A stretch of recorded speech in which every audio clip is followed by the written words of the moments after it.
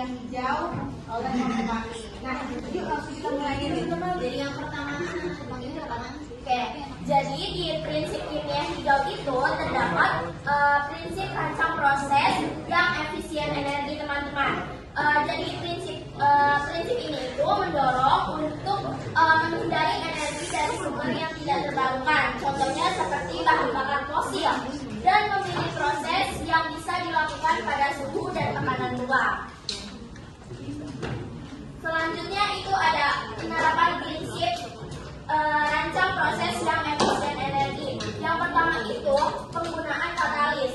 Katalis ini mempercepat reaksi pada suhu yang lebih rendah sehingga kita jadi hemat energi. Yang kedua itu ada reaksi dalam suhu dan tekanan ruang. Reaksi yang berjalan pada kondisi biasa tidak memerlukan pemanasan atau penekanan dingin. Yang ketiga, pemanfaatan energi terbarukan. Gunakan tenaga surya seperti menggunakan tenaga surya, panas bumi, dan biomasa untuk memanaskan reaktor kimia. Selanjutnya itu di sini ada masalah. Jadi masalahnya itu di industri semen dan baja adalah dua industri yang sangat boros energi dan menyumbang emisi karbon tinggi. Pembuatan semen itu membutuhkan pemanasan batu kapur hingga 1450 derajat Celcius. Sementara untuk baja itu 1600 derajat Celcius dengan bahan bakar fosil seperti batu bara. Nah, proses ini itu tidak efisien secara energi dan menyumbangkan sekitar 8% emisi karbon global. Nah, untuk solusinya, kita bisa gunakan teknologi pemanas alternatif seperti plasma listrik atau sumber industri yang lebih efisien. Selain itu, terapkan penggunaan energi terbarukan atau tenaga surya atau angin dalam proses produksi dan optimalkan daur ulang material yang ada bekas untuk mengurangi kebutuhan energi dari proses awal. Nah, selanjutnya kita akan membahas yang keenam adalah kurangi produk turunan yang tidak perlu. Prinsipnya adalah prinsip ini meminimalkan atau menghindari derivatisasi.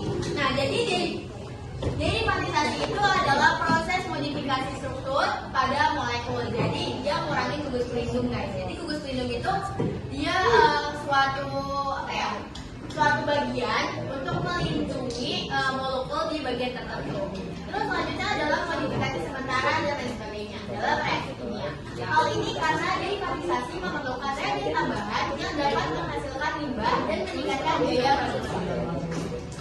Oke, selanjutnya adalah contoh penerapan produksi antibiotik 6-APA. Jadi 6-APA itu adalah 6-amazicid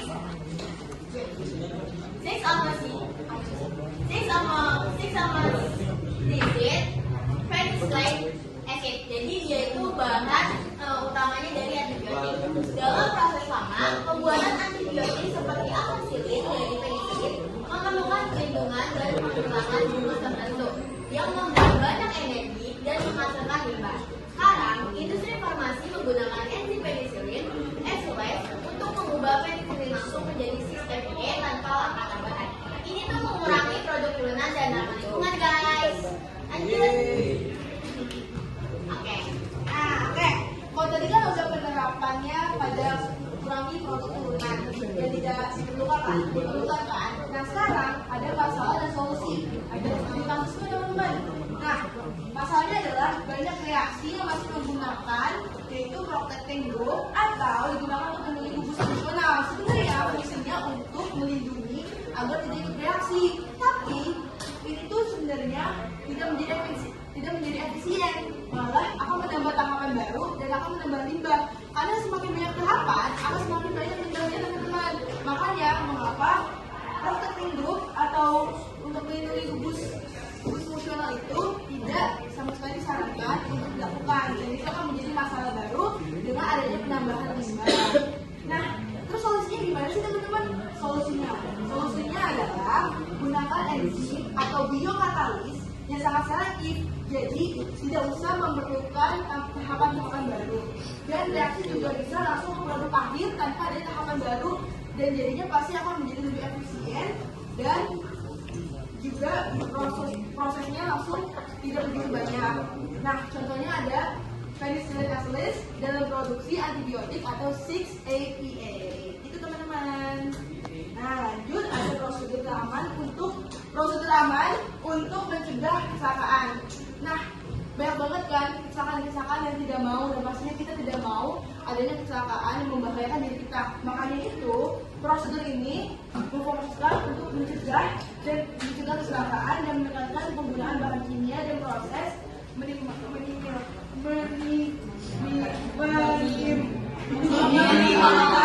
resiko kepanasan ledakan dan kebakaran agar kejadian-kejadian yang tidak mau kayak misalnya ledakan dan juga kebakaran itu nggak bakal, insya Allahnya nggak bakal terjadi pada kita. Lanjut akan dijelaskan. Nah, selanjutnya sebelum itu kita harus mengetahui sifat ataupun gambaran atau sifat atau simbol bahan-bahan kimia yang berbahaya. Pertama, mudah meledak, mudah teroksidasi, mudah terbakar, korosif, bahaya bagi lingkungan, berbahaya, iritasi, toksik, ataupun beracun. Toksik itu beracun juga ya guys.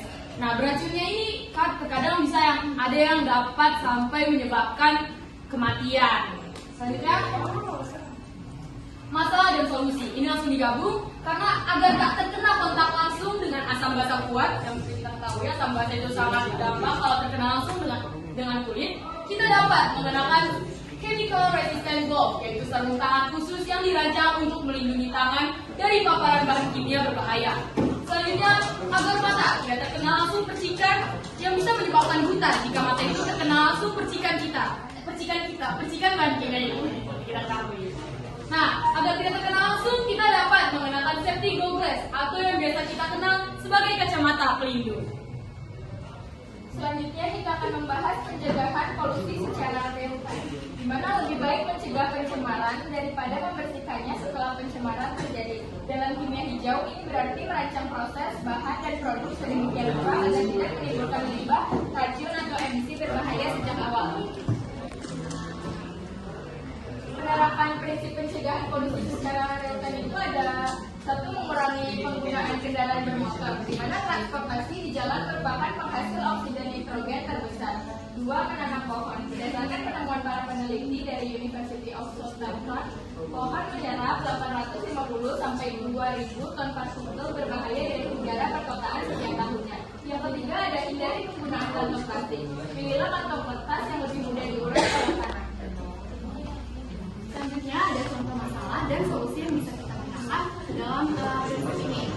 Jadi contoh masalahnya yaitu jika di sebuah pabrik produksi plastik, reaksi kimia menghasilkan gas berbahaya formaldehida atau HCHO sebagai produk samping. Sebelumnya gas ini baru diketahui jumlahnya setelah proses selesai dengan analisis laboratorium, sehingga terlanjur selepas ke udara dan mencemari lingkungan. Nah, jika terjadi seperti itu, kira-kira solusi yang dapat kita lakukan itu apa sih? Jadi teman-teman, kita dapat menerapkan sistem sensor online real time yang mendeteksi kadar formaldehida saat proses berlangsung. Bila kadar gas melebihi batas aman, sistem otomatis mengatur ulang suhu dan aliran reaktan agar reaksi tetap efisien tanpa menghasilkan gas yang berbahaya. Hasilnya, polusi bisa dicegah sebelum terjadinya kecelakaan yang tidak diinginkan, dan keselamatan lingkungan serta pekerja akan meningkat. Selanjutnya, Nah, kita kan masih meditasi. Mungkin ada dari teman-teman yang ingin bertanya atau menambah masukan dari materi kita teman-teman. Forum diskusi ini akan kita buka kepada teman-teman semua. Yuk, tunjuk tangan ya. dengan menambahkan ataupun bertanya. Perkenalkan, aku Naila Hermisa dari kelompok 1 izin bertanya. Tadi kan dijelaskan tanda-tandanya ya, tanda-tanda pencegahan segala macam. Aku nanya korosif itu apa sih? Oke, terima kasih. Terima kasih. Ya, terima kasih Naila. Selanjutnya akan dijawab oleh Cinta. Oke, jadi di sini aku ingin menjawab pertanyaan dari Naila. Terima kasih sudah bertanya. Jadi yang aku tahu korosif itu adalah suatu zat kimia yang dapat melarutkan dan menghancurkan jaringan tubuh dan juga logam guys. Jadi ya itu bahaya banget kan. Jadi contohnya itu ada asam kuat atau HCl, terus juga ada basa kuat itu NaOH. Jadi gitu aja yang aku tahu. Baik sobat Nia, terima kasih sudah teman-teman yang sudah berpartisipasi untuk mendengarkan dan juga memberikan